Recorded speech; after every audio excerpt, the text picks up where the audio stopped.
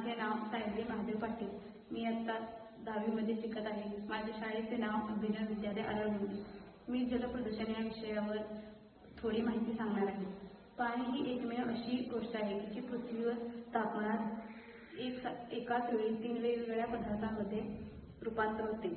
द्रव, घन आणि वायू. पृथ्वीवरील पाणी सतत वाहते, खळखळते आणि बदलत राहते. जगण्यासाठी लागणारे पाणी देणारे प्राथमिक स्रोत म्हणजे पाऊस, गारा, हिमांचा वर्षाव. पावसाचे पाणी जमिनीवर पडल्यानंतर ते भूभागात मिसळते आणि भूजलाच्या तसेच भूपृष्ठभागावरून वाहते व नदी, तलाव, सरोवर, समुद्र, महासागर यांच्या रूपात बदलत राहते. पाणी सतत वातावरण, जमीन, महासागर असे चक्राकार फिरत असते. पाण्याच्या या नैसर्गिक चलनात जलचक्र असे म्हणतात. आपणास सर्वात जास्त गरज असते ती गोड्या पाण्याची, जे प्रत्यक्षात पृथ्वीवर अत्यंत अल्प प्रमाणात उपलब्ध आहे.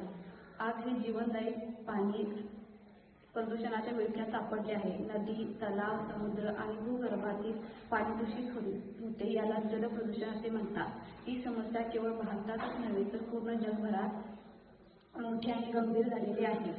कारखान्यातून निघणारे विषारी रासायनिक पदार्थ कोणत्याही प्रक्रियेशिवाय थेट जलस्रोतामध्ये सोडले जाते. शहरांमधील गलिच्छ पाणी आणि डिटर्जंट नदी नाल्यांमध्ये मिसळतात. नदी किंवा तलावांमध्ये आंघोळ करणे, जनावरे, कचरा टाकणे तसेच धार्मिक वस्तूंचे विसर्जन करणे, जहाजांमधून किंवा तेलवाहकांकडून तेलगळती झाल्यास जलप्रदूषण होते. प्रदूषित पाण्याचे मानवाच्या आरोग्यावर, जलचर प्राण्यांवर आणि पर्यावरणावर अनेक नकारात्मक परिणाम होतात. जलप्रदूषण रोखण्यासाठी ताबडतोब कठोर असे उपाययोजना करणे गरजेचे आहे. औद्योगिकीकरण आणि सांडपाणी यावर प्रक्रिया करून नैसर्गिक जलस्रोतांमध्ये सोडली पाहिजे. कचरा व्यवस्थापन, पाण्याचा योग्य वापर, पावसाचे पाणी साठवून ठेवणे यांचा उपयोग करणे अशा अनेक उपाययोजना करता येतील.